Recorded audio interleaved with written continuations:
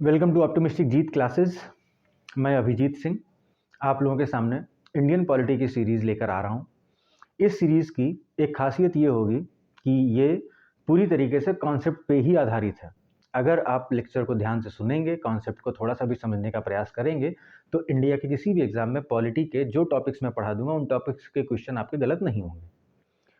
लेकिन आपको मेरे तरीकों को फॉलो करना होगा, जैसे कि अमूमन लोग हिस्टोरिकल बैकग्राउंड से इंडियन पॉलिटी पढ़ना शुरू करते हैं, जहाँ पर रेगुलेटिंग एक्ट, चार्टर एक्ट, फिर उसके बाद इंडियन गवर्नमेंट एक्ट्स हैं, फिर उसके बाद इंडियन इंडिपेंडेंस एक्ट है। तो ऐसे बहुत सारे एक्ट आते हैं, उन पे कैसे कैसे हमारा कॉन्स्टिट्यूशन या जो हमारी गवर्नमेंट है, हमारे लेजिस्लेचर, ये सारी चीज़ें कैसे धीरे धीरे डेवलप होती है, इसको समझते हैं। तरीका वो भी है, लेकिन मेरा तरीका है कि पहले मैं पार्लियामेंट को पढ़ाता हूँ। मैं जब भी पढ़ाता हूँ पॉलिटी, मैं हमेशा पार्लियामेंट से शुरुआत करता हूँ, क्योंकि पार्लियामेंट से हम लोग वाकिफ़ होते हैं। पूरी तरीके से हम नहीं कहते कि हमें संसद की हर एक प्रक्रिया, संसद के हर एक नियम कानून पता होते हैं, लेकिन हमें ये पता होता है कि एक मोटे तौर पे कि संसद में लोकसभा होती है, राज्यसभा होती है, हमारे जो एमपी होते हैं यानी कि जो सांसद होते हैं, चाहे वो लोकसभा के हो चाहे राज्यसभा के, उनके वोटिंग कैसे होता है। हम राज्यसभा की वोटिंग शायद उतना नहीं पता होता, बट ये पता होता है कि हाँ, कौन वोट करता है राज्यसभा के सांसदों के लिए। जो लोकसभा है उसमें जो हमारे सांसद चुने जाते हैं, वो कैसे हम लोग वोट करते हैं, क्या होता है, सारी चीज़ें हमको पता होती हैं एक मोटे-मोटे तौर पे, जिससे कि हमें हमारे जो हमारा पॉलिटिकल सिस्टम उसको समझने में आसानी होती है। और जब मेरा मानना ये है कि जब हम प्रेज़ेंट पॉलिटिकल सिस्टम को आसानी से समझ सकते हैं, तो क्यों ना यहाँ से शुरुआत की जाए।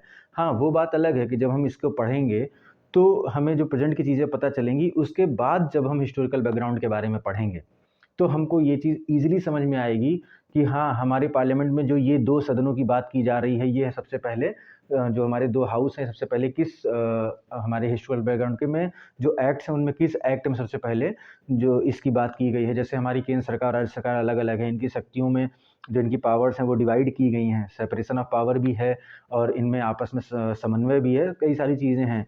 तो हम अभी इसको यहाँ समझेंगे और जब हम इसको हिस्टोरिकल बैकग्राउंड में पढ़ेंगे, तो वो हमको पढ़ना ज़्यादा आसान होगा। क्योंकि अमूमन हमें जो हिस्टोरिकल बैकग्राउंड होता है वो हमें रटना पड़ता है। बहुत किस्मत वाले वो लोग होते हैं जिनको वो चीज़ बहुत आसानी से समझ में आ जाती है। तो पढ़ने का वो भी एक तरीका है, पढ़ने का ये भी एक तरीका है। मैं अपने तरीके से पढ़ाऊँगा और अगर मेरे तरीके से पढ़ते हैं, जिस तरीके से हम टॉपिक को लेके जाएँगे, जो कॉन्सेप्ट्स हम बताएँगे, अगर उन कॉन्सेप्ट्स के साथ आप पढ़ेंगे, तो डेफ़िनेटली आपको कुछ और किताब या नोट्स छूना नहीं पड़ेगा, ऐसा मेरा मानना है। तो हम सबसे पहले शुरुआत करेंगे आज संसद से, यानी कि पार्लियामेंट से। अच्छा, जब हम पार्लियामेंट शुरुआत करने की बात कर रहे हैं, संसद की बात कर रहे हैं, तो आपको पता होगा कि संसद हमारी क्या है, मोटे तौर पे पता होगा, जो कि मैं पहले भी बता चुका हूँ। तो हम आज शुरुआत करेंगे, जो हमारा टॉपिक है वो है पार्लियामेंट, यानी कि संसद। संसद ये हमारे कॉन्स्टिट्यूशन के पार्ट 5 के आर्टिकल 79, पार्ट 5 आर्टिकल 79 से 122 में इलेबोरेट किया गया है। जो हमारा संविधान है उसके भाग 5 के अनुच्छेद 79 से 122 के बीच में हमारे संसद का पूरा वर्णन है। संसद की प्रक्रिया क्या है, संसद सांसदों के चुने जाने की व्यवस्था क्या है, संसद में कैसे प्रश्न पूछे जाते हैं, संसद में कैसे डिबेट होता है, लोकसभा स्पीकर क्या होता है, सारी चीज़ें आपको इन प्रावधानों में मिलती है, जो प्रावधान आपके अनुच्छेद 79 से अनुच्छेद 122 के बीच में दिए गए हैं। आर्टिकल 79 से आर्टिकल 122, जो कि आपके भाग 5 में है। अब जब हम शुरुआत करते हैं तो हमको पता होना चाहिए कि जो पार्लियामेंट है वो लेजिस्लेटिव ऑर्गन है। क्या है? लेजिस्लेटिव ऑर्गन है हमारी यूनियन गवर्नमेंट का, legislative organ of union government. जो हमारा संघ का शासन है, जो हमारी शासन व्यवस्था है, उसमें ये लेजिस्लेटिव ऑर्गन यानी कि एक विधायी अंग है। पार्लियामेंट क्या है, संसद क्या है? विधायी अंग है हमारी यूनियन गवर्नमेंट का। और हमारी, चूँकि हम पार्लियामेंट की बात कर रहे हैं, हम लेजिस्लेटिव ऑर्गन की बात कर रहे हैं, तो सबसे पहले आपको एक चीज़ याद रखनी है कि हमारा जो गवर्नमेंट का सिस्टम है वो है पार्लियामेंट्री फॉर्म ऑफ गवर्नमेंट। हमारे यहाँ कैसी गवर्नमेंट पाई जाती है? तो वो है parliamentary form of government. Parliamentary form of government है। अब बहुत से लोगों को ये नहीं पता होगा पार्लियामेंट्री फॉर्म ऑफ गवर्नमेंट यानी कि संसदीय शासन प्रणाली क्या होती है, और इसके अपोजिट जो दूसरी होती है अध्यक्षात्मक शासन प्रणाली, वो क्या होता है। तो वो सब चीज़ें हम अभी जैसे जैसे पढ़ते जाएंगे हम आपको इलेबरेट करते जाएंगे। इतना समझिए कि पार्लियामेंट्री फॉर्म ऑफ गवर्नमेंट जो है वो इंडिया में है और हमने इसको अडॉप्ट किया है ब्रिटिश कॉन्स्टिट्यूशन से। ठीक है, जो हमारा जो ब्रिटेन का संसद है उसी के आधार पर हमारी संसद बनी है, और ब्रिटेन में भी हमारी संसदीय शासन प्रणाली यानी कि पार्लियामेंट्री फॉर्म ऑफ गवर्नमेंट है, और अमेरिका में आपकी अध्यक्षात्मक शासन प्रणाली है। ठीक है, प्रेसिडेंशियल फॉर्म ऑफ गवर्नमेंट है, वहाँ पे आपकी पार्लियामेंट्री फॉर्म ऑफ गवर्नमेंट नहीं है। तो जैसे हम पढ़ते जाएंगे हम समझते जाएंगे धीरे धीरे कि पार्लियामेंट्री फॉर्म ऑफ गवर्नमेंट क्या है। देखिए, मुझे बल्क में कोई आपको फैक्ट नहीं देना है, मुझे बल्क में उठा के कोई टॉपिक ऐसे पटक नहीं देना है कि आपको बस आप उसको नोट्स बना लो और उसको रट लो। मेरा ये बिल्कुल भी मोटिव नहीं है। मेरा मोटिव सिर्फ इतना है कि आपको संसद जो ये टॉपिक है, जो पार्लियामेंट है, जो कि मान के चलिए कि आपको 4 से 5 घंटे में कंप्लीट कराया जाएगा, वो उस 4-5 घंटे की वैल्यू ये होनी चाहिए कि आप उसको पढ़ने के बाद कभी आपको कोई इसमें कन्फ्यूज़न कॉन्सेप्ट में ना हो। फैक्ट तो याद होते-होते समय लगता है। अनुच्छेद 79 से अनुच्छेद 122 तक अगर ये भाग 5 में है, तो ये फैक्ट भी कुछ लोगों को तुरंत पढ़ते ही याद हो जाता है, कुछ लोगों को समय लगता है। तो फैक्ट याद करने के लिए आपको बार-बार रिवाइज़ करना होगा, बट कॉन्सेप्ट समझाना मेरा काम है। एक बार मैं जो चीज़ समझा दूँ वो आपको दोबारा दिक्कत ना हो, ये मेरा प्रयास रहेगा। तो हमारे यहाँ जो पार्लियामेंट्री फॉर्म ऑफ गवर्नमेंट है, इसको हम वेस्टमिंस्टर मॉडल ऑफ गवर्नमेंट भी कहते हैं। Westminster model of government, Westminster model of government. Westminster model हम क्यों कहते हैं? क्योंकि जो ब्रिटेन है, ब्रिटेन में एक जगह का नाम है वेस्टमिंस्टर। ब्रिटेन में यानी जो आपका इंग्लैंड है, वहाँ पे एक जगह का नाम है वेस्टमिंस्टर, जहाँ पे ब्रिटेन की पार्लियामेंट जो है वो इस्टेब्लिश है, जहाँ पे पार्लियामेंट आपकी जो है वो वेस्टमिंस्टर में है। तो चूँकि वहाँ की पार्लियामेंट ही हमने अडॉप्ट की है, वहाँ के जो पार्लियामेंट्री सिस्टम है अप्रॉक्सीमेटली हमने पूरा उठा के अडॉप्ट किया है। तो इसीलिए हम इस मॉडल को, जो पार्लियामेंट्री फॉर्म ऑफ गवर्नमेंट है, इसको हम वेस्टमिंस्टर मॉडल ऑफ गवर्नमेंट भी कहते हैं। क्लियर है ये चीज़? वेस्टमिंस्टर जो है, जिसको ब्रिटिश जो पार्लियामेंट है उसका सिंबल माना जाता है। ठीक है, वेस्टमिंस्टर मॉडल को क्या माना जाता है? ब्रिटिश पार्लियामेंट का सिंबल माना जाता है। अब हम इसमें थोड़ा सा आगे बढ़ते हैं। जब हम इसमें आगे बढ़ते हैं तो हम देखते हैं कि पार्लियामेंट में क्या क्या होता है। पार्लियामेंट कंसिस्ट ऑफ, तो देखिए पार्लियामेंट में क्या क्या होता है। आपको लोकसभा राज्यसभा पता है, ठीक है, लोकसभा और राज्यसभा आपको अच्छे से पता है। एक और है जो नए लोग हैं शायद उनको नहीं पता होगा, लेकिन जो लोग थोड़ा सा जुड़े हैं, थोड़ा सा पहले पढ़ चुके हैं, उनको तो अच्छे से पता होगा। पार्लियामेंट में आपके इंक्लूड होते हैं, सबसे पहले है प्रेसिडेंट, फिर आता है लोकसभा, और फिर आता है राज्यसभा। मतलब ये ऐसा कोई प्रेफरेंस नहीं है कि इसके बाद ही ये आएगा, ऐसा कोई प्रेफरेंस नहीं है, बस मैं बता रहा हूँ कि ये 3 आपके पार्ट होते हैं। ये तीनों मिल के, प्रेसिडेंट, लोकसभा और राज्यसभा, ये तीनों मिल के बनाते हैं पार्लियामेंट। ठीक है, parliament consist of president, Lok Sabha and Rajya Sabha. अब सबसे बड़ी बात ये है कि लोकसभा राज्यसभा जो नाम है ना, आप लोगों को लगता है कि जब हमारा कॉन्स्टिट्यूशन बना तो लोकसभा राज्यसभा नाम था, तो ऐसा नहीं है। ये नाम जो है वो अडॉप्ट किए गए हैं 1954 में। कब अडॉप्ट किए गए हैं? 1954 में। तो आपको हम बता दें कि पहले लोकसभा का नाम होता था हाउस ऑफ पीपल। क्या होता था? House of people. और राज्यसभा का नाम होता था council of state, council of states. ये आपका नाम हुआ करता था। 1954 में जो ये हिंदी नाम है लोकसभा और राज्यसभा, ये अडॉप्ट किए गए 1954 में। जो लोकसभा होता है ये हाउस ऑफ पीपल जो होता है, ये आपका होता है लोअर हाउस। ये क्या होता है? ये आपका होता है लोअर हाउस, और ये आपका होता है अपर हाउस। यहाँ तक बात क्लियर है? कोई इसमें बहुत बड़ी चीज़ नहीं है। लोकसभा राज्यसभा का जो इनिशिएशन जब होता है, जब हमारा कॉन्स्टिट्यूशन बनता है, अडॉप्ट होता है, तो उस समय नाम होता है house of people and council of states. फिर 1954 में लोकसभा नाम और राज्यसभा नाम को अडॉप्ट किया जाता है, और राज्यसभा होता है आपका अपर हाउस और लोकसभा आपका होता है लोअर हाउस। जो लोअर हाउस है, ठीक है, जो आपकी लोकसभा है यानी कि आपका लोअर हाउस है, ये रिप्रेजेंट करता है, जो लोकसभा है ये रिप्रेजेंट किसको करता है, तो ये रिप्रेजेंट करता है people of India as whole, people of India as whole. Clear है, कोई दिक्कत तो नहीं होगी यहाँ तक।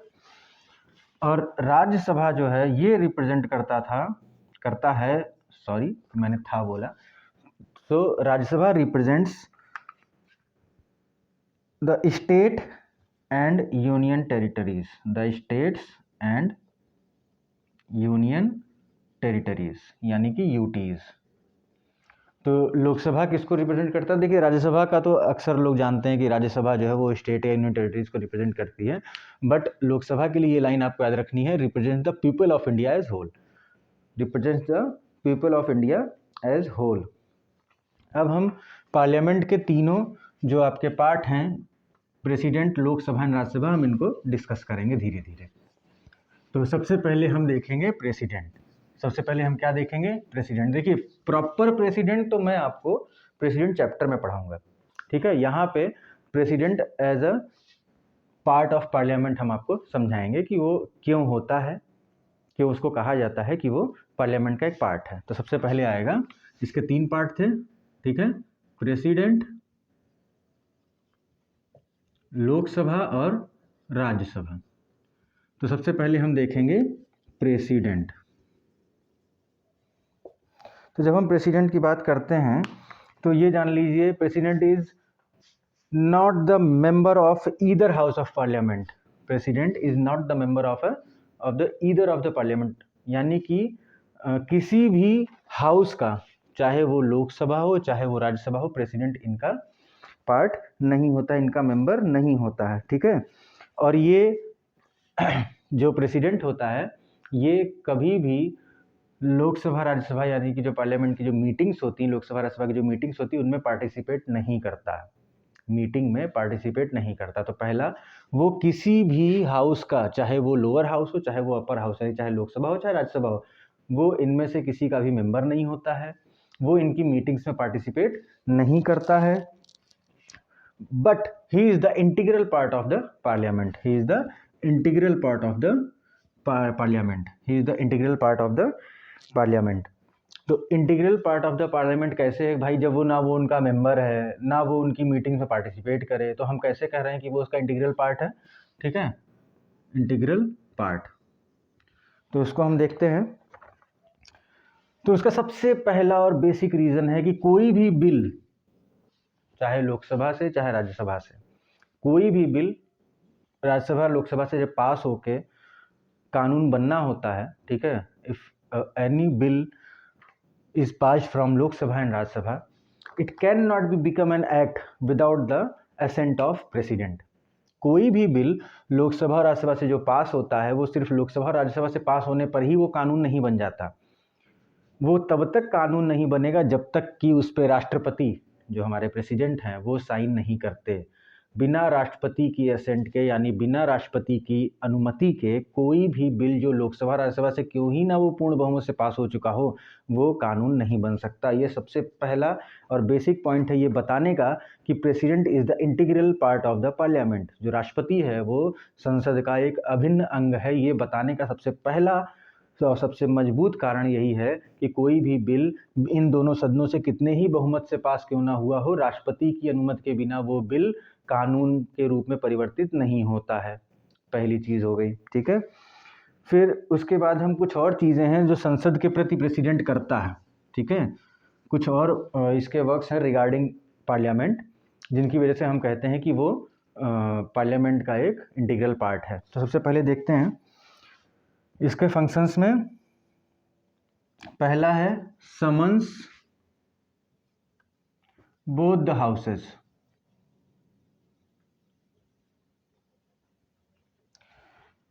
जो दोनों सदन हैं उनका सत्राहूत करता है। ठीक है, सत्राहूत कौन करता है? प्रेसिडेंट करता है, यानी सत्र कौन बुलाता है? तो प्रेसिडेंट बुलाता है। ठीक है, सत्राहूत करेगा president, summons the house.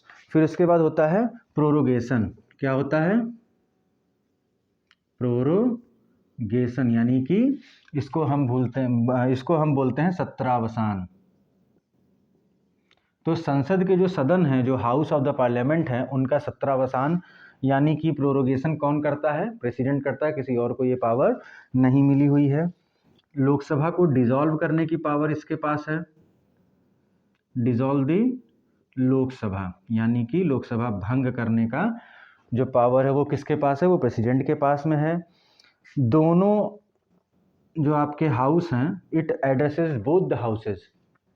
President addresses both the houses, address both the houses. और सबसे बड़ी चीज़ एक और इसमें इसके प्रोसीडिंग में शामिल होती है, ऑर्डिनेंस। ऑर्डिनेंस जिसको हम बोलते हैं अध्यादेश। तो देखिए ये कुछ उसकी प्राइमरी चीज़ें हैं जिनकी वजह से हम उसको बोलते हैं कि he is the integral part of the parliament. वो संसद का एक अभिन्न अंग है। क्यों? क्योंकि वो जो हाउस हैं दोनों, लोकसभा और राज्यसभा, उनको समन करता है यानी सत्राहूत करता है, प्रोरोगेशन करता है उन हाउसेस का यानी सत्रावसान करता है, लोकसभा को डिसॉल्व करता है। अच्छा, लोकसभा को डिसॉल्व करने की बात करें, राज्यसभा की बात नहीं कर रहे हैं, ये अभी हम समझाएंगे क्यों। ठीक है, और दोनों हाउस को एड्रेस करता है राष्ट्रपति यानी प्रेसिडेंट, और ऑर्डिनेंस जारी करता है, ऑर्डिनेंस इशू करता है, अध्यादेश जारी कर सकता है, ये इसकी पावर है।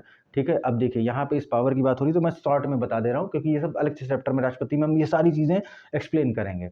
बस इतना समझिए कि ये सारे इसके संसद के प्रति यानी कि रिगार्डिंग टू द पार्लियामेंट इसके कुछ वर्क्स हैं, संसद के प्रति इसके कुछ कार्य हैं, जिनसे ये हम कहते हैं कि वो पार्लियामेंट का एक अभिन्न अंग है, integral part of the parliament है। तो अध्यादेश का मतलब ये होता है कि कोई ऐसा समय होता है जिस समय जो सदन है यानी कि जो आपकी लोकसभा राज्यसभा, उसका सेशन नहीं चल रहा। जैसे कुछ समय चलता है, फिर बीच में कुछ गैप होता है, कुछ महीने का, फिर अगला सेशन होता है, तो उस जो गैप में कोई इमीडिएट ऐसा कॉज होता है कि जिसकी वजह से हमें कोई एक लॉ इमीडिएटली लागू करने की ज़रूरत है। ठीक है, कोई ऐसा हमें लॉ है जो हमको इमीडिएट लागू करना है और उस समय कोई सेशन तो चल नहीं रहा है। अब अगर कोई लॉ या कोई एक्ट की नीड हमें अचानक से पड़ जाए और उस समय सेशन ना चल रहा हो, तो हम क्या कर सकते हैं? तो उस समय प्रेसिडेंट के पास ये पावर होती है कि वो एक ऑर्डिनेंस जारी करता है, एक ऑर्डिनेंस इशू करता है, जिसकी वैल्यू एक पार्लियामेंट्री एक्ट के बराबर ही होती है, संसदीय जो कानून है उसके बराबर ही इस अध्यादेश की वैल्यू होती है, जब तक कि उस पर कानून पार्लियामेंट नहीं बना देती या जब तक उस अध्यादेश को कानून जो पार्लियामेंट है वो निरस्त नहीं कर देती। कुल मिला के बस आप इतना समझिए कि जिस समय दोनों सदनों का कार्यवाही ना चल रही हो, दोनों में से या किसी एक की ना चल रही हो, जिसकी वजह से कोई कानून नहीं बन सकता संसद से, उस समय उस जो ज़रूरत के लिए जो कानून बनाता है वो कानून बनाता है राष्ट्रपति। ठीक है, फिर इसके बाद ये कब तक लागू रहता है, कब तक क्या है, वो चीज़ें हम आगे पढ़ेंगे जब हम राष्ट्रपति पढ़ेंगे। बट अभी आपको इन चीज़ों से ये पता चल गया कि राष्ट्रपति जो है वो कैसे संसद का एक अटूट अंग है, वो कैसे integral part of the parliament है। यहाँ तक क्लियर हो गया होगा एकदम, को मेरे ख्याल से तो कोई डाउट आप लोगों को नहीं होगा।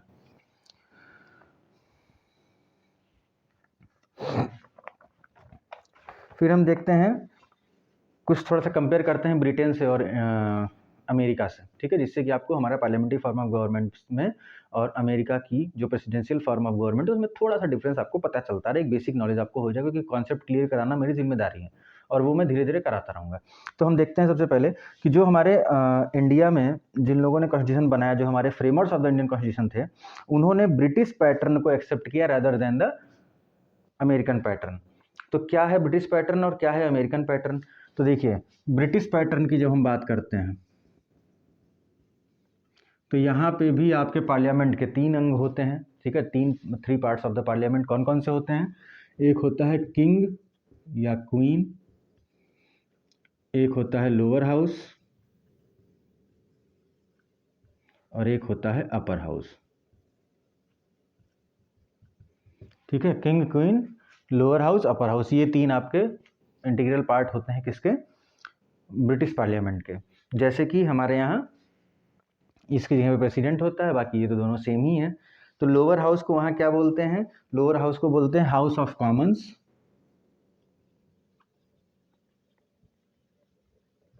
और अपर हाउस को हम बोलते हैं हाउस ऑफ लॉर्ड्स।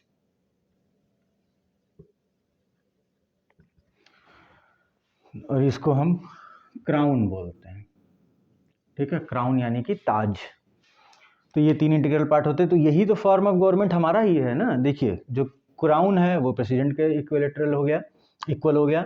जो हाउस ऑफ कॉमन्स है वो हमारी लोकसभा के इक्वल है, और जो हाउस ऑफ लॉर्ड्स है वो हमारे राज्यसभा के इक्वल है। तो क्या है, चीज़ें हमारी रिलेट करती हैं ब्रिटिश पार्लियामेंट से। वहीं जो अमेरिकन जो गवर्नमेंट है वहाँ पे जो प्रेसिडेंट है, अमेरिका में जो प्रेसिडेंट है वो इंटीग्रल पार्ट नहीं है, इंटीग्रल पार्ट ऑफ पार्लियामेंट नहीं है। अमेरिका में जो प्रेसिडेंट है वो इंटीग्रल पार्ट ऑफ पार्लियामेंट नहीं है, जबकि ब्रिटिश में है। तो इसीलिए हम कहते हैं कि जो framers of the Indian constitution accepts the pattern of British parliament या British government rather than the American government. तो देखिए, यहाँ पे आपको वो चीज़ भी क्लियर हो गई कि पार्लियामेंट्री फॉर्म ऑफ गवर्नमेंट में प्रेसिडेंट जो होता है वो आपका integral part of the parliament होता है, लेकिन जो आपकी अध्यक्षात्मक शासन प्रणाली है, जो आपकी प्रेसिडेंशियल फॉर्म ऑफ गवर्नमेंट है, वहाँ पे प्रेसिडेंट पार्लियामेंट का इंटीग्रल पार्ट नहीं होता है। ठीक है, आगे बढ़ते हैं फटाफट, समय ना खराब करते हुए। फिर हम देखते हैं जो हमारे हाउसेस हैं उनका कंपोजिशन। ठीक है, हमारे हाउसेस का कंपोजिशन। तो हाउसेस कौन कौन से हैं? लोकसभा और राज्यसभा। तो सबसे पहले हम देखेंगे राज्यसभा। सबसे पहले हम देखेंगे राज्यसभा, इसका कंपोजिशन। राज्यसभा के कंपोजिशन की जब हम बात करते हैं तो हमारे कॉन्स्टिट्यूशन में मैक्सिमम 250 सीट्स अलॉट की गई हैं। 250 सीट्स जो है वो हमारे राज्यसभा में अलॉट की गई हैं। कितने मेंबर हमारे राज्यसभा के अधिकतम हो सकते हैं? Maximum number of the member of Rajya Sabha will be 250। अच्छा, ये मैक्सिमम है, मैं बार बार एम्फेसाइज कर रहा हूँ मैक्सिमम पे। इसका मतलब क्या है कि प्रेजेंट टाइम में 250 नहीं है, इससे कम है। कितने हैं हमारे यहाँ? तो अभी प्रेजेंट टाइम में हम इसको दो पार्ट्स में देखेंगे। हमारे यहाँ 245 हैं। अभी कितने हैं प्रेजेंट में? कितने हैं प्रेजेंट में? हैं 245, 245। जो ये 250 हैं इनमें 238 सीट्स दी गई हैं स्टेट्स प्लस यूटीज़ को। जो स्टेट और यूटीज़ हैं वहाँ से चुन के, वहाँ से इलेक्ट होके ये 238 मेंबर्स आएंगे। कितने आएंगे? 238। ये होंगे इलेक्टेड, ठीक है, और 12 होंगे नॉमिनेटेड। नॉमिनेटेड यानी कि मनोनीत। मनोनीत कौन करेगा? राष्ट्रपति करेगा। तो ये होंगे बाई प्रेसिडेंट। अच्छा, जब प्रेसिडेंट मनोनीत करेगा, अगर प्रेसिडेंट नॉमिनेट कर रहा है तो वो किन फील्ड से करेगा? 4 फील्ड होते हैं, ठीक है। अभी हम उसको आगे आपको समझाएंगे कि कौन कौन से फील्ड होते हैं।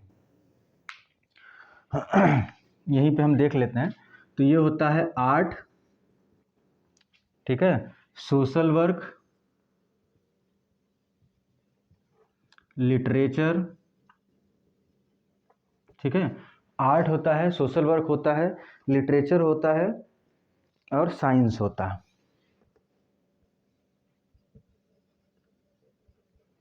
सोशल वर्क या सोशल सर्विस भी हम इसको कहते हैं। तो इन 4 से, आर्ट, सोशल वर्क, लिटरेचर और साइंस से हमारे प्रेसिडेंट 12 लोगों को नॉमिनेट करते हैं, ठीक है। और 238 जो होते हैं वो स्टेट और यूटीज़ के रिप्रेजेंटेटिव्स होते हैं। अब प्रेजेंट टाइम में चूँकि 245 हैं, तो ये 245 किस तरीके से डिवाइड होते हैं हम देखते हैं। तो इसमें 225 जो हैं वो स्टेट्स को रिप्रेजेंट करते हैं, ठीक है, और जो आपके 8 हैं वो यूटीज़ को रिप्रेजेंट करते हैं, और जो है 12 जो है वो नॉमिनेटेड है। ये आपका कंपोजिशन होता है राज्यसभा का, ठीक है। 225 स्टेट्स को मिली हैं सीटें। प्रेजेंट टाइम की हम बात करें, जो प्रेजेंट सिनेरियो है हमारा 8 मिली हैं यूटीज़ को और 12 हैं नॉमिनेटेड बाय द प्रेसिडेंट। तो टोटल जाके बैठता है 245, ये आपका कंपोजिशन है। अब जो ये सीट एलोकेट होती हैं, जो ये सीट्स एलोकेट की गई हैं, तो वो किस जगह पे ऐसा प्रोविज़न मिलता है, तो आप ये याद रखिए, 4th schedule of the constitution deals with the seats allocated to the Rajya Sabha. Rajya Sabha को कहाँ से कितनी सीटें दी जाएंगी, कहाँ से कितनी सीटें एलोकेट की जाएंगी, ये आपकी चौथी अनुसूची में वर्णित है। कहाँ वर्णित है? चौथी अनुसूची में, described in the 4th schedule of the constitution. Rajya Sabha की सीटों का आवंटन जो है वो चौथी अनुसूची में दिया गया है, याद रखिएगा, फैक्चुअल चीज़ है, एग्जाम में बहुत पूछा जाता है। फिर इसके बाद हम कुछ राज्यसभा की सीटें हम देख लेते हैं। ठीक है, जब हम राज्यसभा की सीटें देखते हैं तो हर स्टेट को उसकी जनसंख्या के जो अनुपात में, ठीक है, जो उसके पॉपुलेशन है उसके रेशियो में सीट्स अलॉट की गई हैं राज्यसभा में। जहाँ की जितनी ज़्यादा पॉपुलेशन है वहाँ की राज्यसभा में रिप्रेजेंटेशन उतना ज़्यादा है। ठीक है मतलब कि जो हमारी राज्यसभा में स्टेट्स को सीट दी गई है वो डाइवर्सिफाइड हैं अकॉर्डिंग टू दियर पॉपुलेशन। किसी स्टेट में ज़्यादा सीट है, किसी स्टेट में कम सीट हैं, जस्ट बिकॉज कि उनके पॉपुलेशन में डिफरेंस है उनके जो जनसंख्या है उसमें अंतर है और जनसंख्या के अनुपात में ही सीटें डिवाइड की गई हैं। हम कुछ देख लेते हैं उदाहरण, जैसे यूपी, ये कुछ फैक्ट हैं आपको याद रखने हैं। तो राज्यसभा में यूपी को 31 सीट दी गई हैं, 31 सीट सबसे ज़्यादा दी गई हैं। ठीक है, महाराष्ट्र को 19 सीट, तमिलनाडु को 18, बिहार को 16 और वेस्ट बंगाल को 16। ये कुछ ऊपर से सबसे ज़्यादा सीट्स हैं, टॉप 5, ये हम देख लेते हैं। और हम अगर यूटीज़ की बात करें तो यूटी में 3 यूटी को सीट्स दी गई हैं। कौन कौन सी हैं? एक तो हो गई दिल्ली, ठीक है, एक हो गई पुदुचेरी और एक आपकी हो गई जम्मू कश्मीर। तो दिल्ली को मिली हैं 3 सीट, पुदुचेरी को 1 और जम्मू कश्मीर को 4। इस तरीके से सीटों का एलोकेशन किया गया है, आवंटन जो सीटों का है वो किया गया है। क्लियर है? ये सब चीज़ें अगर आपने पहले से पढ़ रखी हैं तो आप इनको एक बार रिवाइज कर लीजिएगा। ठीक है, अब हम चूँकि यहाँ पे हमने 3 कैटेगरीज देखी थी, 225 रिप्रेजेंटेशन ऑफ द स्टेट्स, ठीक है, मतलब कि जो राज्यों को रिप्रेजेंट करती हैं। फिर उसके बाद हमने देखी थी जो है 12 आपके मनोनीत होते हैं और बाकी आपके होते हैं यूनियन टेरिटरीज़ को जो रिप्रेजेंट करते हैं 8। तो हम सबसे पहले देखते हैं रिप्रेजेंटेटिव्स ऑफ द स्टेट्स। ठीक है, सबसे पहले हम क्या देखें, अब यहाँ से आपकी मज़ेदार चीज़ें शुरू होती हैं, आपकी बहुत प्यारी चीज़ें, ऐसा कॉन्सेप्ट यहाँ से शुरू होता है जिसको अगर समझ में आ जाए तो मज़ा ही आ जाता है, और कभी कभी तो लोगों को समझ नहीं आता, इसीलिए मैं यहाँ हूँ कि आपको वो चीज़ एकदम अच्छे से समझ में आए, है ना। तो सबसे पहले देखते हैं रिप्रेजेंटेशन ऑफ द स्टेट्स।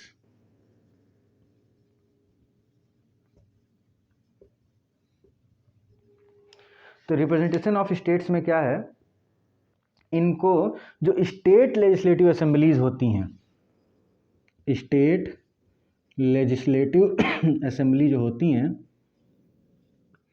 इनके इलेक्टेड मेंबर इलेक्ट करते हैं। जो अभी हमने पढ़ा ना कि उत्तर प्रदेश को 31 सीट मिली है ना, वेस्ट बंगाल को 16 मिली है, दिल्ली को 3 मिली है, ऐसे हमने सब देखा, ऐसे हर राज्य को सीट आवंटित की गई हैं। तो जैसे उत्तर प्रदेश की 31 सीट हैं, तो उत्तर प्रदेश की 31 सीटों में जो सदस्य चुन के आएंगे उनको वोट कौन करेगा, कौन चुनेगा उनको? तो उनको चुनते हैं उस उत्तर प्रदेश की ही विधानसभा के जो निर्वाचित सदस्य होते हैं वही चूज करते हैं किनको, राज्यसभा में उत्तर प्रदेश के जो रिप्रेजेंटेटिव्स होंगे उनको। ठीक है, राज्यसभा में जिस स्टेट के रिप्रेजेंटेशन की हम बात करेंगे, उस स्टेट के जो लेजिस्लेटिव असेंबली है, उस स्टेट की जो लेजिस्लेटिव असेंबली है उसके इलेक्टेड मेंबर्स क्या करेंगे, आपके राज्यसभा के जो रिप्रेजेंटेटिव्स होंगे उनको इलेक्ट करेंगे। ठीक है, याद रखिएगा, elected member of legislative assemblies. Clear है? Elected member of legislative assemblies elects the member of the Rajya Sabha from the state. ठीक है, फ्रॉम द रिस्पेक्टिव स्टेट्स। अब यहाँ पे आपकी सबसे टेक्निकल चीज़ आती है जिसको आपको बहुत अच्छे से समझना। यहाँ पे एक टर्म यूज होगा, एकल संक्रमणीय मत पद्धति, सिंगल ट्रांसफरेबल वोट, और उसको समझना बड़ा ही टिपिकल है, और उसको समझ लिया तो समझ लीजिए पूरी आपको चुनाव प्रक्रिया, आपको राज्यसभा की भी, प्रेसिडेंट की भी, वाइस प्रेसिडेंट की, आपको सबकी चुनाव प्रक्रिया समझ में आ जाएगी एक सिंगल कुछ मिनटों में। ठीक है, तो अब हम बात करते हैं कि जो ये इलेक्शन होता है राज्यसभा के मेंबर्स का वो कैसे होता है। तो ये होता है, यहाँ पे दो चीज़ें आपको देखनी है, with the system of proportional representation.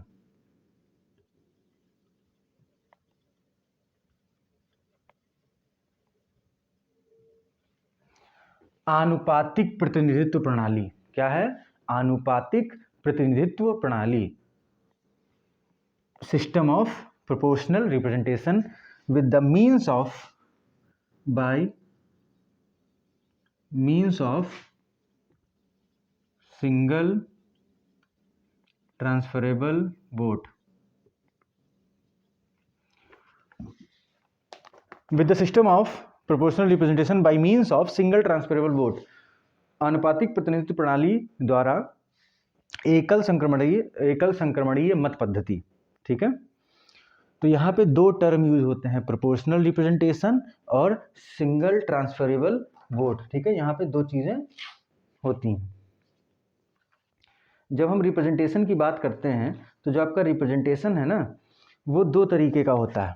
ठीक है, तो पहले हम इस टर्म को समझेंगे अच्छे से, हम इसको एक बार समझने में थोड़ा सा समय इन्वेस्ट कर दें जिससे कि आगे के किसी भी इलेक्शन में आपको प्रॉब्लम ना हो। ठीक है, तो सबसे पहले हम देखेंगे प्रोपोर्शनल रिप्रेजेंटेशन। यहाँ पे आपको ऐसा समझ में आने वाला है कि इसके बाद आपको कभी इसमें कन्फ्यूज़न नहीं होगा, जिसमें कि अक्सर लोगों को कन्फ्यूज़न होता रहता है। तो सबसे पहले आता है रिप्रेजेंटेशन। ये होता है टेरिटोरियल और एक होता है प्रोपोर्शनल। टेरिटोरियल रिप्रेजेंटेशन होता है और एक प्रोपोर्शनल रिप्रेजेंटेशन होता है। अच्छा, हम एक काम करते हैं, इसको हम समझा देते हैं और इस पूरे सिस्टम पे प्रोपोर्शनल रिप्रेजेंटेशन और सिंगल ट्रांसफर वोट, इस पे हम एक अलग प्रॉपर एक वीडियो बनाएंगे। अभी हम यहाँ एकदम अच्छे समझा देते हैं, लेकिन उसकी अलग से भी एक वीडियो, जिससे कभी आपको अगर वो टॉपिक पढ़ना हो तो आप सीधे उसको सर्च करें और सीधे हमारी वीडियो खोल के उसको पढ़ लें। आपको ये पूरा लेक्चर स्किप करके और बढ़ा के देखने की ज़रूरत नहीं है, इसको आप प्रॉपर अभी देखिए। ठीक है, और उसकी हम वीडियो अलग से एक बना देंगे। तो रिप्रेजेंटेशन दो तरीके का होता है, टेरिटोरियल रिप्रेजेंटेशन और एक प्रोपोर्शनल रिप्रेजेंटेशन होता है। टेरिटोरियल रिप्रेजेंटेशन यानी कि जो आपका क्षेत्रीय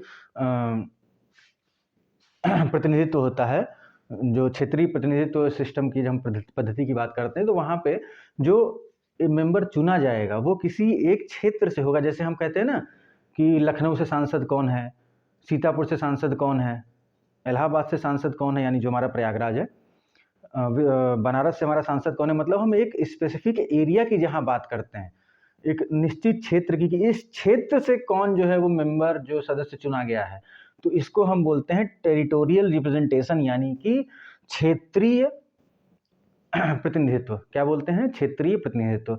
और दूसरा होता है प्रोपोर्शनल, यानी आनुपातिक प्रतिनिधित्व। तो क्षेत्रीय प्रतिनिधित्व आपको समझ में आ गया कि जब किसी एक क्षेत्र से किसी को चुना जाए, जब किसी एक निश्चित क्षेत्र से किसी को चुना जाए तो उसको हम बोलते हैं क्षेत्रीय प्रतिनिधित्व, यानी कि टेरिटोरियल रिप्रेजेंटेशन।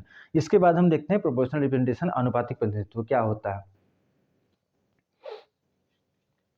तो जहाँ पे जो रिप्रेजेंटेटिव होता है, ठीक है, जो आपका प्रतिनिधित्व कर रहा होता है, उसका कोई फिक्स, एक कोई डिस्ट्रिक्ट, कोई ऐसे फिक्स नहीं होता कि वो इस जगह से मेंबर है। हम जब प्रोपोर्शनल रिप्रेजेंटेशन की बात करेंगे, जब हम आनुपातिक प्रतिनिधित्व की बात करते हैं, तो हम वहाँ पे सीधे सीधे पूरे स्टेट की बात कर लेते हैं, उसके अलग अलग डिस्ट्रिक्ट की बात नहीं करते हैं। कैसे हम बताते हैं। उत्तर प्रदेश को कितनी सीट मिली है? 31 मिली है। ठीक है, वहीं आपके सिक्किम, त्रिपुरा, मेघालय, मिजोरम, ऐसे कई सारे राज्य हैं जिनको राज्यसभा में केवल एक एक सीट मिली है। ऐसा क्यों? वो इस सिस्टम की वजह से, प्रोपोर्शनल रिप्रेजेंटेशन सिस्टम की वजह से, आनुपातिक प्रतिनिधित्व प्रणाली की वजह से, कि किसी को प्रतिनिधित्व उतना ही मिलेगा जितना उसका जनसंख्या होगा, जो उसकी पॉपुलेशन होगी। पॉपुलेशन के रेशियो में, जनसंख्या के अनुपात में ही सीटों का आवंटन किया जाता है। यानी जो प्रतिनिधित्व है वो कैसा है? आनुपातिक है। उत्तर प्रदेश की जनसंख्या ज़्यादा है तो उसी अनुपात में उसको सीटें भी ज़्यादा मिली, यानी उसको प्रतिनिधित्व जो है राज्यसभा में बाकी सभी राज्यों की अपेक्षा ज़्यादा मिला है। क्यों? क्योंकि उसकी जनसंख्या ज़्यादा है। यही आपका है अनुपातिक प्रतिनिधित्व प्रणाली। मिजोरम और त्रिपुरा इन सब की जनसंख्या कम है, तो चूंकि जनसंख्या कम है तो उसी अनुपात में उनकी सीट भी कम है। कितनी सीट मिली है? 1 मिली है। तो इसी को हम बोलते हैं प्रोपोर्शनल रिप्रेजेंटेशन। अब इसमें देखिए कई सारी चीज़ें होती हैं, इसमें लिस्ट सिस्टम भी होता है, इसी में सिंगल ट्रांसफरेबल वोट भी होता है। तो लिस्ट सिस्टम एक बार हम आपको शॉर्ट में बता देते हैं, वैसे इसको अभी नेसेसिटी है नहीं, ज़रूरत अभी है नहीं। तो प्रोपोर्शनल में आपका होता है लिस्ट सिस्टम, ठीक है, और दूसरा आपका होता है सिंगल ट्रांसफरेबल वोट। ये आपके दो चीज़ें आती हैं प्रोपोर्शनल रिप्रेजेंटेशन में। लिस्ट सिस्टम का ऐसा मतलब होता है कि जहाँ पे जैसे हम ऐसे समझिए कि उत्तर प्रदेश में 31 सीट है टोटल, उन पर चुनाव होना है। अब कोई पार्टी अलग अलग पार्टियां चुनाव लड़ती हैं, मान लेते हैं लिस्ट सिस्टम को हम पहले समझते हैं। जब हम लिस्ट सिस्टम को समझते हैं तो हम ये कहते हैं कि 3 पार्टी हैं, ए, बी और सी। चाहे 3 पार्टी मान ली, चाहे चलिए हम रिलीजन लेके चलते हैं, रिलीजन आपको आसानी समझ में आएगा। तो ए रिलीजन के 60% लोग हैं, बी रिलीजन के 30% लोग हैं और सी रिलीजन के 10% यानी 10% लोग हैं। हर कम्युनिटी से लोग खड़े हुए। हालांकि डेमोक्रेसी के लिए अच्छा नहीं है कि हम कम्युनलाइज करके हम वोट्स को देखें, हम उनके धर्म के हिसाब से वोट को देखें, लेकिन हम आपको समझाने के लिए बता रहे हैं कि 60% ए है, हम किसी धर्म का नाम नहीं ले रहे। 60% लोग वो हैं जो ए धर्म के हैं, 30% लोग बी धर्म के हैं और 10% लोग सी धर्म के हैं। अब जब हम यहाँ पे इस धर्म की बात कर रहे हैं, अब वोटिंग होती है, ठीक है, वोटिंग होती है, या इसको हम दूसरे तरीके से समझते हैं, आप ऐसे ना देखिए, सिर्फ इतना समझिए ए, बी और सी 3 धर्मों के अलग अलग मानने वाले लोग हैं जिनकी एक एक अपनी रिप्रेजेंटेटिव पार्टी है, ठीक है। ए धर्म को मतलब कोई एक धर्म उसको मानने वाली ए पार्टी है, किसी धर्म को फॉलो करने वाली बी है और किसी धर्म के लिए सी है। अब जब वोटिंग हुई तो ए जो पार्टी थी या ए रिलीजन को मानने वाले लोग थे, उनके रिप्रेजेंटेटिव्स को या उस पार्टी को 40% सीट्स मिल गई, ठीक है, 40% वोट मिल गए, सॉरी 40% वोट मिले। टोटल जो वोट्स थे उसमें 40% ए को मिले, 50% 30% जो है 35% आपके बी को मिले और 25% आपके सी को मिले।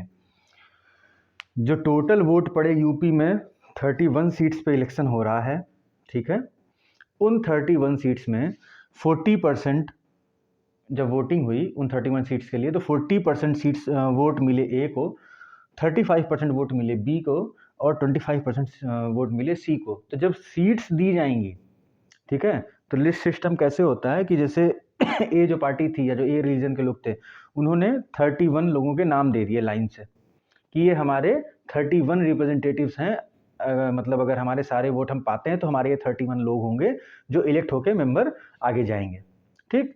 उसी तरीके से इन्होंने अपनी अपने दे दिए। अब चूंकि इनको 40% वोट मिले, ठीक है, कितने वोट मिले? 40% वोट मिले। तो अगर आप देखें कि 31 का 40% तो अप्रॉक्सीमेटली 12 सीट होती हैं, ठीक है, अप्रॉक्सीमेटली 12 सीट होती हैं। तो जो इन्होंने लिस्ट दी थी ना, ए की तरफ से जो 31 लोगों के नाम थे, उसमें ऊपर से जो 12 होंगे, जो टॉप 12 होंगे, वही इलेक्टेड मेंबर इनके हो जाएंगे, यानी इनको मिल जाएंगी 12 सीट। कितनी सीट मिल जाएंगी? 12 सीट मिल जाएंगी। उसी तरीके से जब हम इसमें देखते हैं तो 35% जो आपका है वो करीब 10 सीट होता है, ठीक है, तो इनको 10 सीट मिल जाएंगी, यानी बी के 10 मेंबर हो जाएंगे और 25% इनको मिला है, तो अप्रॉक्सीमेटली वो बनेगा 8, तो 8 क्या 9 बनेगा लगभग। तो 9 सीट जो है वो सी को चली जाएंगी। तो 31 सीटों का विभाजन कैसे होगा? 12, 10 और 9।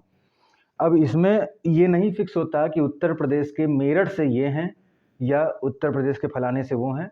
क्या हुआ कि हमें 31 लोगों को चुनना था, उत्तर प्रदेश से 12 लोग इस पार्टी के होंगे, 10 लोग इस पार्टी के होंगे, 9 लोग इस पार्टी के होंगे। ये होता है लिस्ट सिस्टम, ठीक है। हर जो पार्टी होती है वो अपनी लिस्ट दे देती है, और ये हमारे यहाँ लिस्ट सिस्टम लागू नहीं होता। हमारे यहाँ लिस्ट सिस्टम नहीं है कि भाई हम जो है एक लिस्ट दे दिए और किसी प्रदेश को 12 किसी प्रदेश में किसी पार्टी को 12 मिली तो वो अपने किसी भी 12 को उठा के बना दिया मेंबर, ऐसा नहीं होता। हम लोग प्रॉपर नॉमिनेट कर, मतलब नॉमिनेशन होता है कि कौन कौन लड़ रहा है चुनाव, और उनके हिसाब से होता है। खैर वो हम आगे देखते हैं। तो ये आपका है लिस्ट सिस्टम। अब इसके बाद हम देखेंगे सिंगल ट्रांसफरेबल वोट। हम क्या देखेंगे? Single transferable vote.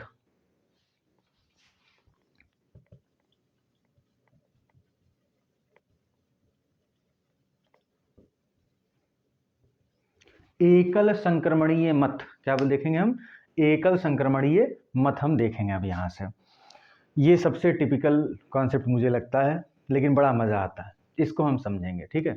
हमारे इंडिया में ये अडॉप्ट किया गया है प्रेसिडेंट के इलेक्शन के लिए, आपके राज्यसभा के मेंबर्स के लिए, ऐसे कई पोस्ट जिनमें ये है ठीक है। तो जब हम इसकी बात करते हैं तो इसको हम बहुत अच्छे से समझेंगे, सिंगल ट्रांसफरेबल वोट को।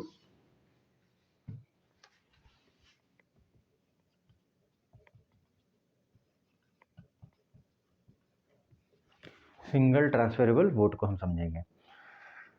ध्यान से यहाँ से समझिएगा, बहुत मज़ा आने वाला है आपको, बहुत मज़ा आने वाला है। इलेक्शन हो रहा है और उस इलेक्शन में एकल संक्रमणीय मत पद्धति से अगर हम उस इलेक्शन को देख रहे हैं, उस चुनाव को देख रहे हैं, तो ऐसे समझिए कि एक सीट पे चुनाव होना है। इस पे 4 लोग खड़े हैं, ए, बी, सी और डी। ए, बी, सी और डी। देखिए प्रोपोर्शनल रिप्रेजेंटेशन, जो अनुपातिक प्रतिनिधित्व है उसको आप समझें। उसके बाद आगे है सिंगल ट्रांसफरेबल वोट, यानी कि आपका एकल संक्रमणीय मत पद्धति। तो ये नाम से पता चल रहा है कि सिंगल ट्रांसफरेबल वोट, जो वोट है वो ट्रांसफरेबल है, हस्तांतरणीय है, ठीक है। उसका ट्रांसफर हो सकता है, उसका हस्तांतरण किया जा सकता है, उसका संक्रमण, हालांकि संक्रमण से बेटर हस्तांतरण है, बट ठीक है, सब कुछ ठीक है। संक्रमणीय अमूमन हमने पढ़ा है और वही ठीक है। हमें बहुत ज़्यादा छेड़छाड़ शब्दों से नहीं करनी है, हमें कॉन्सेप्ट को समझना है, ठीक है। अवधारणा क्या है हमें उसको समझना है। तो कोई एक सीट है, उस पर 4 लोग खड़े हैं, ए, बी, सी और डी। तो जो टेरिटोरियल रिप्रेजेंटेशन हम लोगों ने पढ़ा था, जो क्षेत्रीय प्रतिनिधित्व हमने पढ़ा था, उसमें क्या होता है, जैसे हमारे लोकसभा के इलेक्शंस होते हैं कि 10 लोग खड़े हैं, उसमें जो सबसे ज़्यादा वोट पा गया वही हमारा विजेता होता है। लेकिन यहाँ पे ऐसा नहीं है। मतलब ये कि जैसे 10 लोग खड़े हैं, 100 वोट टोटल पड़े, अब अगर किसी ने 11 वोट पा लिए तो भी वो जीत जाता है। अगर बाकी उससे सब कम है, किसी ने 9, किसी ने 8, किसी ने 10 ऐसे वोट पाए, लेकिन एक अगर बंदा जिसने 11 पाए तो वो जीत गया। जबकि अगर देखा जाए तो वो 100 में से 11 वोट पाया है, 100 में से 11 वोट पाया, लेकिन फिर भी वो जीत गया क्योंकि बाकी सबसे उसने ज़्यादा पाया था। उसमें कोई ऐसा फिक्स नहीं है कि कोई 50% वोट पाने हैं कि 40% वोट पाने हैं, ऐसा कुछ नहीं है। जो सबसे ज़्यादा पाता है वही जीत जाता है। उसी को बोलते हैं first past the post system, जो कि टेरिटोरियल रिप्रेजेंटेशन में होता है। आपका जो क्षेत्रीय प्रतिनिधित्व प्रणाली है उसमें होता है। प्रोपोर्शनल में हम लोग 2 सिस्टम देखते हैं, लिस्ट सिस्टम और सिंगल ट्रांसफरेबल वोट। अब हम यहाँ पे देखेंगे सिंगल ट्रांसफरेबल वोट किसका? प्रोपोर्शनल रिप्रेजेंटेशन का। क्लियर है यहाँ पे? आइए देखते हैं। तो 4 लोग खड़े हैं एक इलेक्शन के लिए, ठीक है। किसी सीट पे इलेक्शन होना है, 4 लोग खड़े हैं। तो सबसे पहले यहाँ पे एक टर्म होता है कोटा, ठीक है। कोटा एकदम अच्छे से समझिएगा, कोटा क्या होता है। कोटा का मतलब होता है कि जो भी जीतेगा उसको कोटा से ज़्यादा नंबर लेने होंगे। कोटा का मतलब होता है कि किसी को भी अगर मेंबर इलेक्ट होना है उस सीट से, तो उसको एक फिक्स नंबर ऑफ वोट्स जो है उससे ज़्यादा लाने होंगे। जैसे यहाँ पे 4 लोग खड़े हैं, ठीक है, और मानते हैं कि टोटल वोट्स हैं 200। कितने हैं? 200 टोटल वोट्स हैं। क्लियर है? अब जो 200 टोटल वोट्स हैं, तो कोटा को जब हम देखेंगे तो total votes upon total vote कितने हैं? 200। कुल संख्या कितनी है? कुल जो मतदान होना है, मतदान की संख्या कितनी है? 200 है। कुल मतों की संख्या कितनी है? 200 बटे में, यानी कि 200 अपॉन जितनी वैकेंसी है। हमने अभी बोला एक सीट, हमने क्या बोला? एक सीट का इलेक्शन। कितना है सीट का? एक सीट का इलेक्शन। तो यानी नंबर ऑफ द वैकेंसी, जितने सीट पे इलेक्शन होना है वो +1 और ये +1, इतने वोट जो पाएगा, इतने वोट जो पा लेगा वही विजेता होगा। यहाँ पे ये नहीं है कि जो ज़्यादा वोट पाएगा, ज़्यादा से मतलब नहीं है, जो सबसे जो इससे ऊपर और सबसे ज़्यादा होगा वो जीतेगा। तो इसका हो जाएगा 100/2 + 1 यानी कि 50 + 1 यानी कि 51। यानी इस सीट पे जहाँ पे 200 मत पड़े हैं, तो 200 मतों के चुनाव में जो 51 मत पास, माफ करिएगा 101, माफ़ी चाहेंगे, इसको क्लियर कर लीजिएगा। 200/2 100 + 1 यानी 101। जो 101 सीट पाएगा, 101 वोट पाएगा, माफ़ करिएगा, जो 101 मत पाएगा वो ही यहाँ पे इस सीट का विजेता होगा। अब इसको हम समझते हैं। तो आपको क्या दिमाग में रखना है कि वोट हमको कितने चाहिए जीतने के लिए, कितने मतों की आवश्यकता है? 101, 101। तो 4 लोग खड़े हैं। और इस सिस्टम में क्या होता है सिंगल ट्रांसफरेबल वोट में, अमूमन आप जब वोट करने जाते हैं, जब हम लोग लोकसभा के लिए या विधानसभा के लिए या ग्राम पंचायत, जो भी चुनाव हम वोट करने जाते हैं, मत अपना देने जाते हैं, तो वहाँ पे हमें किसी एक को चुनना होता है और हम उसको वोट दे के चले आते हैं, किसी एक के सामने मोहर लगा के या बटन दबा के चले आते हैं। लेकिन यहाँ पे ऐसा नहीं है। यहाँ पे अगर आप वोट देने जाते हैं तो आपको इन चारों को वोट देना है, लेकिन उसमें वरीयता क्रम निर्धारित करना होता है, प्रेफरेंस आपको डिसाइड करना होता है। जैसे मैं वोट करने गया, मुझे ABCD में मुझे लग रहा है कि B को जीतना चाहिए, मतलब B मेरे हिसाब से एलिजिबल कैंडिडेट है फॉर विनिंग द सीट। इस सीट को जीतने के लिए जो लायक है मेरे हिसाब से B है। तो मैंने B को वोट दिया, लेकिन मैं लिखूंगा B के आगे 1। क्या लिखूंगा? B के आगे 1 लिखूंगा। लेकिन ऐसा नहीं है कि मुझे B पसंद है तो मैं B को ही वोट करूं, मुझे बाकी 3 को भी करना है, लेकिन उसमें हमको वरीयता देनी, प्रेफरेंस देनी है। तो पहली प्रेफरेंस तो हमने दे दी B को, ठीक है, पहली प्रेफरेंस हमने दे दी B को। ऐसे बना होता है बैलेट, जो उसमें होता है वो ऐसा होता है। तो ये होता है फर्स्ट प्रेफरेंस, ये होता है सेकंड, ये होता है थर्ड और ये होता है फोर्थ। ठीक है, ये पहली वरीयता, दूसरी वरीयता, तीसरी वरीयता और चौथी वरीयता। तो हमने B को हमने दे दी पहली वरीयता, ठीक है। फिर हमने कहा कि हम दूसरी वरीयता देंगे C को, सेकंड प्रेफरेंस हम देंगे C को। फिर हमने कहा थर्ड प्रेफरेंस हम देंगे A को, मतलब या तो मेरी पहली पसंद B है, उसके बाद मेरी दूसरी पसंद C है, उसके बाद मेरी तीसरी पसंद A है, और मेरी चौथी पसंद जो है लास्ट में वो D है। वोट आपको सबको देना है, चारों कैंडिडेट को देना है, किसी एक को नहीं देना है, लेकिन सबकी वरीयता के अनुसार देना है। कि हम तो एक प्रेफरेंस हम डिसाइड करते हैं कि पहले हम इसको, मेरा पहली चॉइस ये है, मेरी सेकंड चॉइस ये है, मेरी थर्ड चॉइस ये है, मेरी फोर्थ चॉइस ये है। ऐसे करके लोग वोट देते हैं, ठीक है। अब ये तो हो गया वोटिंग का सिस्टम, हम वोट कैसे करते हैं। अब जो चीज़ समझने वाली है वो है हम वोट काउंट कैसे करते हैं, मतों की गणना कैसे होती है। ये सबसे इंटरेस्टिंग पॉइंट है और बहुत मज़ेदार चीज़ है। आइए देखते हैं। अब जैसे मैंने B को पहला दिया था, ठीक है, मैंने C को दूसरा प्रेफरेंस दिया था, मैंने A को तीसरा प्रेफरेंस दिया था और D को चौथा प्रेफरेंस दिया था, याद है। तो ऐसे ही सबने अपने अपने वो दिए, ठीक है। तो सबसे पहले हम क्या करते हैं, जिसको कि हम काउंटिंग जब शुरू करते हैं तो हम फर्स्ट प्रेफरेंस के वोट्स को काउंट करते हैं। किसको काउंट करते हैं? फर्स्ट प्रेफरेंस वाले को। कि मतलब पहली प्रेफरेंस A को कितनी मिली है, B को कितनी मिली है, C को कितनी मिली है, D को कितनी मिली है। तो हम देखते हैं वोट पड़े हैं 200। कितने वोट पड़े हैं? 200, 200 वोट पड़े। अब इसमें किसको कितने मत मिले, हम आइए इसको देखते हैं। तो 200 लोगों में से 80 लोग ऐसे थे, कितने? 80 लोग ऐसे थे, ये आंकड़ा मैं अपने हिसाब से बता रहा हूँ, एज्यूम कर रहा हूँ। 80 लोगों ने A को वोट किया था एज ए फर्स्ट प्रेफरेंस, पहली वरीयता के रूप में। A को 80 लोगों ने, B को 60 लोगों ने, C को 40 लोगों ने और D को 20 लोगों ने वोट किया। क्लियर है?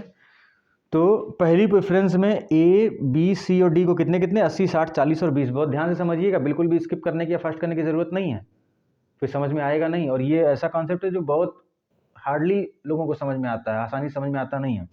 लोग ऊपर ऊपर पढ़ के और ट्रांसफर वोट क्या होता है इस पढ़ के आगे निकल जाते हैं, लेकिन हमें रटना हमारा काम नहीं। मेरा काम है कि आप इसको प्रॉपर अच्छे तरीके से समझें, कि चाहे वो आपका UPSC आपको देना हो, आपको स्टेट PCS देना हो, आपको और भी अदर B लेवल और C लेवल के एग्ज़ाम्स देने हों, या फिर आपको यूजीसी नेट भी देना हो तो वहाँ पर भी आपका इन जो टॉपिक्स में पढ़ा उनसे क्वेश्चन गलत नहीं होना चाहिए, इस हिसाब से मैं बता रहा हूँ।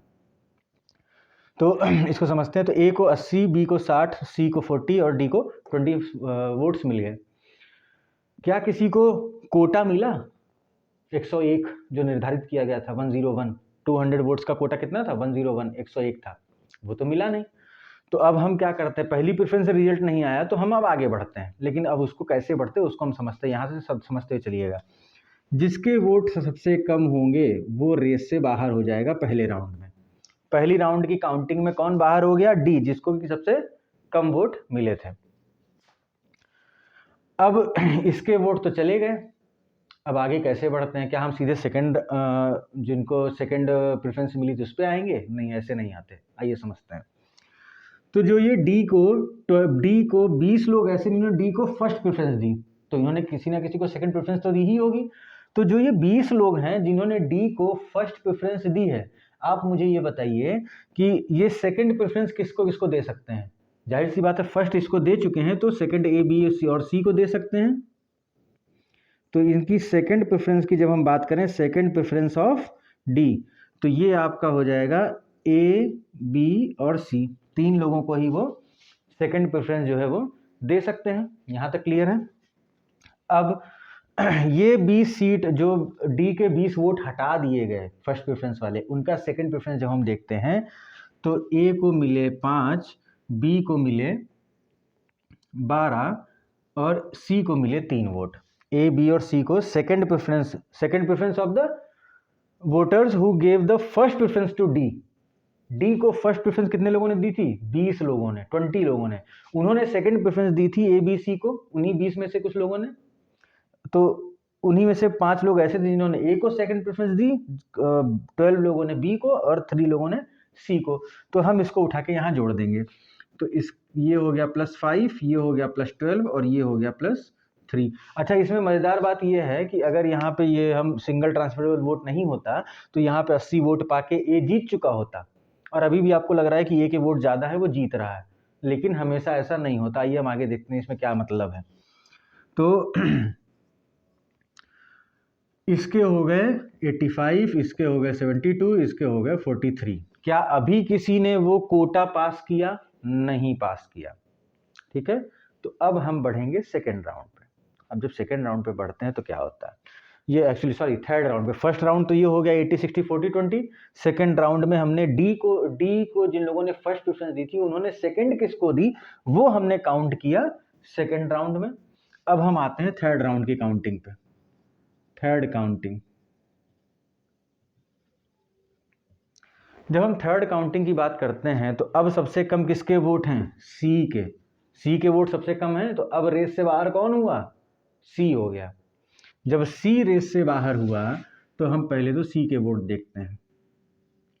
तो सी को कितने वोट मिल रहे हैं अभी के सिनेरियो में? सी के कितने? 43 हैं। इन 43 में 40 जो है वो सी की फर्स्ट प्रेफरेंस है और 3 जो है वो सी की सेकंड प्रेफरेंस है। यहाँ पे सी को कौन सी प्रेफरेंस मिली थी? सेकंड प्रेफरेंस मिली थी। सी को कौन सी प्रेफरेंस मिली थी? Second preference. सेकंड प्रेफरेंस यहाँ पे हो गई 3, ठीक है, और 40 हो गई फर्स्ट प्रेफरेंस। तो अब सबसे पहले तो हम ये देख लेते हैं कि इसमें जो इसकी फर्स्ट प्रेफरेंस थी, तो सी को फर्स्ट प्रेफरेंस जब दी है 40 लोगों ने तो उन्होंने सेकंड प्रेफरेंस भी तो दी होगी, लेकिन जो कि उन 40 लोगों ने फर्स्ट जो है सी को दिया है, तो सेकंड किसको किसको दे सकता है? फर्स्ट उन्होंने सी को दे दिया, सेकंड किसको किसको दे सकता है? तो सेकंड वो दे सकता है ए, बी और डी को। किसको किसको दे सकता है? ए, बी और डी को। ए, बी और डी को वो सेकंड प्रेफरेंस दे सकते हैं, ये 40 लोग जिन्होंने सी को फर्स्ट दिया। अब ये ए, बी और डी को ही क्यों देंगे सेकंड प्रेफरेंस? क्योंकि भाई फर्स्ट प्रेफरेंस तो वो 40 लोग हैं जिन्होंने सी को दे दी। अब जब हम इसकी बात करते हैं तो हम इसमें देखते हैं कि जो ए है उसको मिलते हैं 10 वोट। कितने मिलते हैं? 10 वोट। और बी को मिलते हैं 25 और डी को मिलते हैं 5। ठीक है,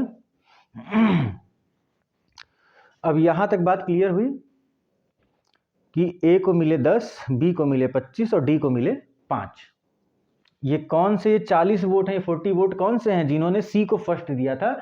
उन 40 ने जिन्होंने सी को फर्स्ट दिया था, उन्होंने सेकंड में 10 लोग ऐसे थे, इन 40 में से 10 लोग ऐसे थे जिन्होंने ए को सेकंड प्रेफरेंस दी थी।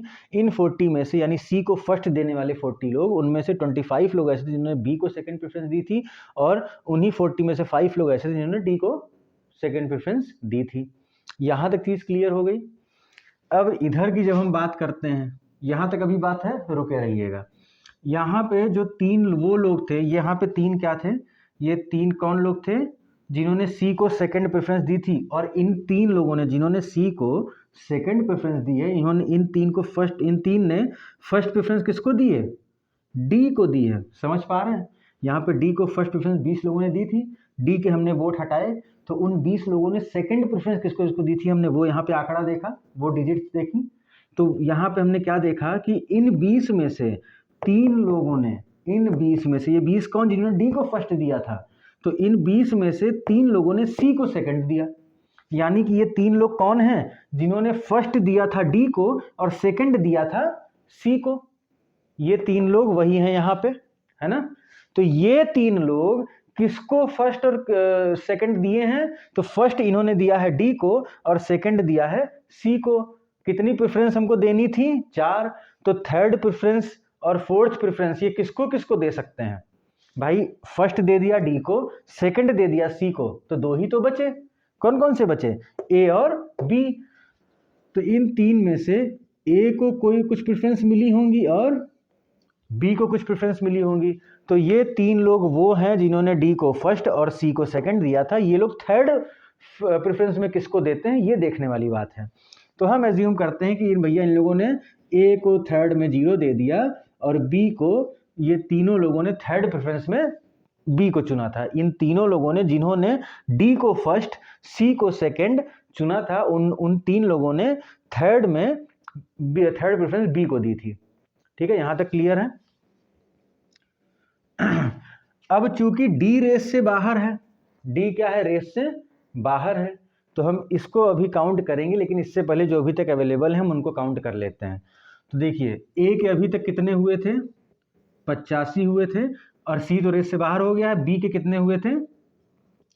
72, यानी ए के 85 और बी के 72। यहाँ तक का रेशियो चल रहा है अभी तक। अब आगे थोड़ा सा बढ़ते हैं। जब हम आगे बढ़ते हैं तो देखते हैं ए को कितने मिले यहाँ? 10। बी को कितने मिले हैं? 25। ठीक है, यहाँ पे। और यहाँ पे ए को कितना मिला है? 0, और बी को कितना मिला है? 3। तो ये +0 और ये +3, ये कितना हो जाएगा? 95। और ये कितना हो जाएगा? 3, 5, 8 to 10 0 और 7 to 9 100।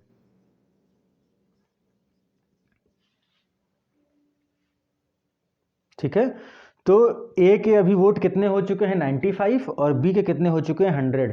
क्या अभी भी कोटा मिल गया? अभी भी कोटा नहीं मिला। जब अभी भी कोटा नहीं मिला तो हम यहाँ पे डी के वोट और आगे काउंट करेंगे। जब हम डी के वोट आगे काउंट करेंगे तो आप ये समझिए कि डी तो रेस से बाहर है। ठीक है, डी रेस से बाहर हो चुका है। तो डी को यहाँ पे जो ये 5 लोग हैं, ये कौन हैं? ये 5 लोग इन 40 में से हैं जिन्होंने सी को फर्स्ट प्रेफरेंस दी थी। ये सी को फर्स्ट प्रेफरेंस 40 लोगों ने दिया था। ठीक है, इन 40 को हम यहाँ काउंट कर रहे हैं। तो जब फर्स्ट प्रेफरेंस ये सी को दे चुके हैं तो सेकंड प्रेफरेंस ये ए, बी और डी को देंगे। सेकंड प्रेफरेंस किसको देंगे? ए, बी और डी को देंगे। जब ये सेकंड प्रेफरेंस ए, बी और डी को दे रहे हैं तो डी को 5 लोगों ने सेकंड प्रेफरेंस दी। अब डी हो चुका है रेस से बाहर। तो ये बताइए, इन जो 5 लोगों ने डी को सेकंड दिया है, इन 5 लोगों ने फर्स्ट किसको दिया था? सी को दिया था। इन 5 लोगों ने फर्स्ट सी को दिया, ठीक है, और सेकंड जो है डी को दिया। फर्स्ट सी को और सेकंड डी को। तो थर्ड और फोर्थ किसको दे सकते हैं? केवल और केवल ए या बी को। अब इन्होंने 3 दे दिया ए को और 2 दे दिया बी को। मतलब इन 5 लोगों ने थर्ड प्रेफरेंस की जब हम बात करते हैं तो इन 5 लोगों में 3 लोगों ने ए को थर्ड प्रेफरेंस दी और 2 लोगों ने बी को। अब हम इसको यहाँ ऐड कर देंगे तो ए को दिया 3 लोगों ने और बी को दिया 2 लोगों ने। इसको जोड़ेंगे तो ये हुआ 98 और इसको जोड़ेंगे तो ये हुआ 102। 102। तो अब बताइए क्या ये कोटा पार हो गया? जी हाँ, कोटा कितना था? कोटा 101 का था। कोटा कितना था? 101। जो 101 पा जाता वो उस सीट को जीत जाता। तो यहाँ पे 102 पा लिया, तो बी आपका हो गया विनर। तो किस तरीके से आपने देखा कि वोट कैसे कैसे ट्रांसफर हुए, इसको अब मैं अलग से वीडियो एक और बनाऊंगा जिसमें मैं केवल इसको एलिबरेट करूंगा, तो आपको आसानी से समझ में आ जाएगा, ज़्यादा चिंता करने की ज़रूरत नहीं है। ये चीज़ यहाँ पे क्लियर हो गई।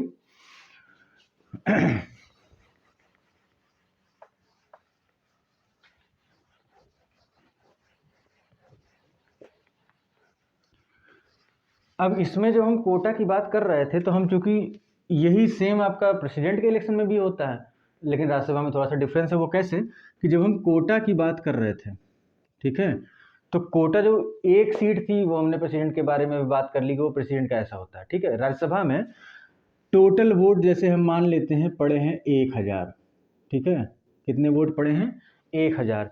और मान लेते हैं कि यूपी की 10 सीटों पे इलेक्शन हो रहा है। कितनी सीटों पे इलेक्शन हो रहा है? 10 सीटों पर इलेक्शन हो रहा है। राज्यसभा की यूपी की 10 सीटों पर इलेक्शन हो रहा है। तो यानी नंबर ऑफ वैकेंसी कितनी है? नंबर ऑफ वैकेंसी तो 10 हुई ना। राष्ट्रपति के लिए तो राष्ट्रपति तो एक इंसान बनता है ना, एक पर्सन। तो जब एक सीट के लिए इलेक्शन हो रहा है तो वैकेंसी हमने यहाँ पे 1 डाली थी, याद है। बट यहाँ पे राज्यसभा की सीट्स का इलेक्शन है और हम यूपी की 10 सीट की बात कर रहे हैं। यूपी की टोटल 31 थी, उसमें से 10 सीटों का इलेक्शन होना है। अब जब 10 सीट का इलेक्शन होना है तो वैकेंसी होगी 10। टोटल वोट पड़े हैं 1000। टोटल वोट कितने पड़े हैं? 1000 और +1 तो ये हो जाएगा 1000 अपॉन 11 +1, तो ये आपका हो जाएगा 99 पॉइंट समथिंग +1, तो ये मान लीजिए आप 100। तो जो 10 सीट की जब हम बात कर रहे हैं, कितनी सीट की बात कर रहे हैं? 10 सीट की। तो इसमें वैसे 101 होना चाहिए क्योंकि 100 में तो बराबर बराबर हो जाएगा। अगर हम 100 की बात करेंगे तो वो तो बराबर बराबर, फिर भी 10 लोगों को 100 मिल जाएगा, तो वो भी उम्मीद है। तो हम 101 लेके चलते हैं, ठीक है। वो कैलकुलेशन में जब हम पॉइंट और वो सब निकालते हैं तो अप्रॉक्सीमेटली ऐसे ही आएगा। तो 100 पॉइंट समथिंग आएगा कैलकुलेशन में, तो हम उसको 101 लेके चलेंगे, 101 लेके चलेंगे, ठीक है। तो जब 1000 वोट पड़ रहे हैं और 10 सीटों पे इलेक्शन होना है, तो यहाँ पे 101 कोटा है। मतलब ये कि वोट उतने ही पड़े, ठीक है। ऐसा नहीं है कि एक इंसान चल रहा है 10 सीटों के लिए अलग अलग वोट करेगा, वो पूरे वोट वो जो उसको प्रेफरेंस देनी है वो दे के चला आएगा, ठीक। अब वहां पे बात ये होती है कि 10 लोग अगर खड़े हैं 10 सीट पे, मतलब 10 सीट पे इलेक्शन हो रहा है, वहां पे कितने भी 3-4 लोग कितने भी खड़े हो सकते हैं। तो जो इंसान एक सीट पे 101 वोट पा गया, जो व्यक्ति एक सीट पे 101 वोट पा गया, वो वहां का विनर हो जाएगा। जैसे उत्तर प्रदेश की 10 सीटों पे इलेक्शन हो रहे हैं, टोटल 1000 वोट पड़े, तो पर्टिकुलर सबको 101 वोट लेने होंगे तभी वो जीत सकते हैं, ठीक है। हालांकि ये वोट बहुत ज़्यादा होते हैं क्योंकि वोट वैल्यू होती है, वो सब चीज़ें हम आगे पढ़ेंगे। जनरल में हम बता रहे हैं कि 101 वोट पाएगा तो वो एक सीट पे विजेता हो जाएगा, ठीक है। हर सीट पे विजेता को 101 वोट पाने होंगे। ऐसा नहीं है कि 1000 टोटल वोट पड़े हैं तो यहाँ पे 1 + 1 कर दें और हम 501 हम कहते हैं कि जो 501 वोट पाएगा वही जीतेगा, ऐसा नहीं। टोटल जो वैकेंसी है उसमें हम +1 करेंगे, उसको टोटल हम इस नंबर को, जो टोटल वोट्स हैं उसको हम इससे डिवाइड करके उसमें 1 ऐड करेंगे, तो वो हो जाएगा आपका Kota for the seats of the Rajya Sabha seat selections. अब देखिए, चूंकि यहाँ पर हमने इसको ये समझ लिया है, तो एक चीज़ हम और जान लेते हैं। ये आपका पूरा हो गया, प्रोपोर्शनल सिस्टम आपका हो गया, ठीक है। Proportional representation by the means of single transferable vote, आनुपातिक प्रतिनिधित्व प्रणाली के द्वारा एकल संक्रमणीय मत पद्धति से, ठीक है। ये चीज़ आपकी सिस्टम में कंप्लीट हो गया। राज्यसभा का इलेक्शन भी इसी तरीके से होता है, प्रेसिडेंट का भी इसी तरीके से होता है, और भी 1-2 पदों पे होता है, आगे बताएंगे। तो ये चीज़ यहाँ से क्लियर हो गई। अब एक चीज़ ये जानिए, जब आप वोट करने जाते हैं, आपने ग्राम पंचायत का वोट किया होगा, आपने जो है विधायक के लिए वोट किया होगा, वोट आप लोग किए होंगे कई जगह पे, बीडीसी के लिए लोग वोट करते हैं। तो वोट करने जाते हैं तो क्या आपका वोट आपने किसको दिया, ये किसी को पता चलता है आपके अलावा? किसी को नहीं, क्योंकि वहाँ पे गुप्त मतदान होता है, ठीक है। वहाँ पे ओपन वोटिंग नहीं होती है।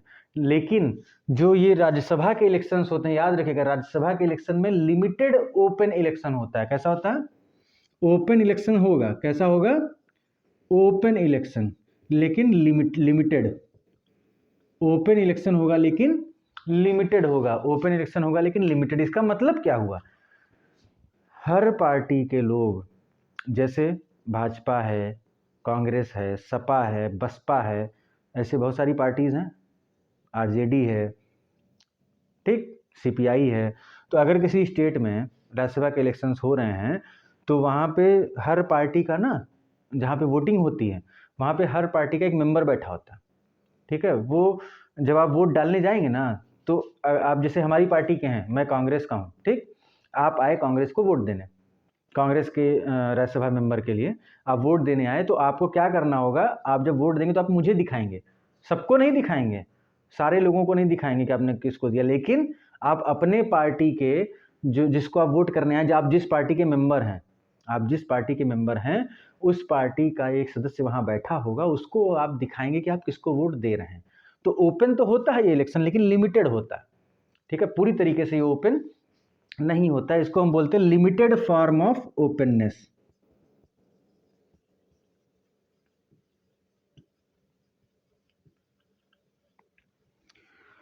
तो उम्मीद है कि आपको ये चीज़ बहुत अच्छे से समझ में आ गई होगी। अब इसके बाद हम नेक्स्ट क्लास में हम देखेंगे कि किस तरीके से लोकसभा का कंपोजिशन होता है, लोकसभा में सीट्स का अलॉटमेंट कैसे होता है, इलेक्शन कैसे होता है, और भी लोकसभा के जैसे लोकसभा स्पीकर हैं, इन सब मतलब सारी चीज़ों के बारे में हम आगे पढ़ेंगे। अगर यहाँ तक आपको समझ में आया है तो आगे भी आप कंटिन्यू इस सीरीज़ को देखते रहिएगा। अगर कहीं पे कोई प्रॉब्लम लग रही है, अगर कोई ऐसी चीज़ है जहाँ पे आपको लग रहा है कि मुझे रिफॉर्म की ज़रूरत है, मुझे सुधार की ज़रूरत है, तो आप उसको कमेंट बॉक्स में ज़रूर लिखें, जिससे कि हम चीज़ों को और इम्प्रूव कर सकें। बट मेरा प्रॉमिस है कि मैं जो चीज़ पढ़ाऊँगा पूरे कॉन्सेप्ट के साथ पढ़ाऊँगा। स्लो हो सकता है, थोड़ा सा लेंदी हो सकता है, लेकिन एक बार पढ़िए, लेकिन वो ऐसा हो कि फिर वो आपको ज़िंदगी भर वो कॉन्सेप्ट ना भूले, यही मेरी कोशिश रहेगी, ठीक है। Thank you very much for watching the video, ठीक है। और नोट्स के लिए आप हमारे टेलीग्राम चैनल को ज्वाइन करिएगा, बहुत जल्दी वहाँ पे नोट्स सारे अलॉट कर दिए जाएंगे, ठीक है। Thank you very much.